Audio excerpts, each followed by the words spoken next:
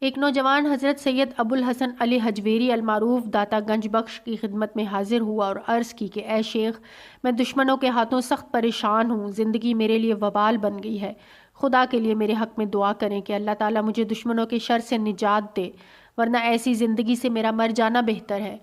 حضرت نے اس کی سرگزشت بڑے غور سے سنی اور پھر فرمایا، اے عزیز، یہ تو نے کیا کہا؟ دشمنوں سے اتنا ڈرتے ہو اور ان سے پناہ مانگتے ہو؟ دشمن تو اللہ تعالیٰ کی ایک رنگ کی رحمت ہوتے ہیں، وہ تمہیں تمہاری کمزوریوں اور خامیوں سے آگاہ کرتے ہیں، ان کی وجہ سے تم کئی عیبوں اور گناہوں سے بچتے ہو، وہ تمہیں سیدھی راہ سے بھٹکنے نہیں دیتے، اس طرح وہ تمہارے حق میں بڑی رحمتوں کا موجب ہوتے ہیں۔ میاں، اپنا دل مضبوط کرو اور ہر قسم کے خوف و خطر سے بے نیاز ہو کر جاؤ۔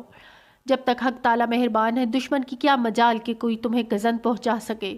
ہر وقت اللہ تعالیٰ کا شکر ادا کرتے رہو اور اسی پر توکل کرو۔ یاد رکھو، مسلمان کبھی بزدل نہیں ہوتا۔